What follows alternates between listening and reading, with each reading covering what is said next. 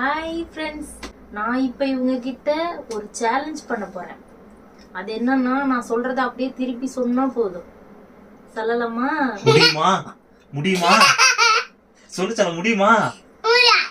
முடியாதா? முடியுன்னு சொல்றா. முடியாதாங்க. சரி, ஸ்டார்ட் பண்ணுங்க. பட்டு சட்டை போட்ட பட்டாவி பட்டாம்பூச்சி பிடிக்க போனானா, பட்டாம்பூச்சி பிடிக்க போன பட்டாவியோட பட்டு சட்டை பட்டுன்னு கிழிஞ்சு போச்சாம்.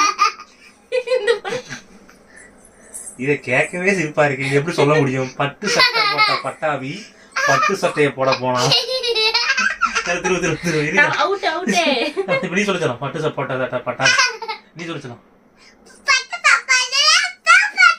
பட்டு சாப்பாடாங்க, நல்லா இருக்குமா? பட்டு சாப்பாடு நான் இது கேள்விப்பட்டதே இல்லை.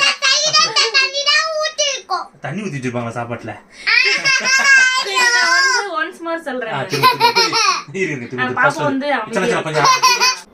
பட்டு சட்டை போட்ட பட்டாவி பட்டாம்பூச்சி பிடிக்க போனானா, பட்டாம்பூச்சி பிடிக்க போன பட்டாவியோட பட்டு சட்டை பட்டுன்னு கிழிஞ்சு போச்சான்.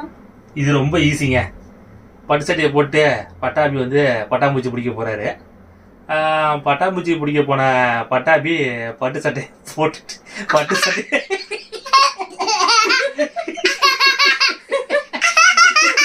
நான் சொன்ன மாதிரியே சொல்லணும். இப்பெல்லாம் சொல்லக்கூடாது. இது ஏதோ பட்டு சட்டை பிடிக்க போனாச்சு. பட்டு சட்டை பிடிக்க போனாரு.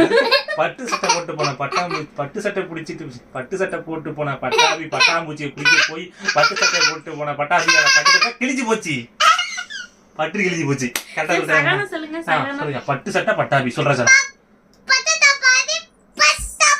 பட்டு சாப்பாடு ஆட்டு பிடிக்கலாம். வாங்கிங்க. பாக்குறவங்க ஆட்டு குடுக்கலாம். குடுக்கலாம் எல்லாருக்கும் வாங்கிங்க. இந்தாங்க வாங்கிங்க. சரி,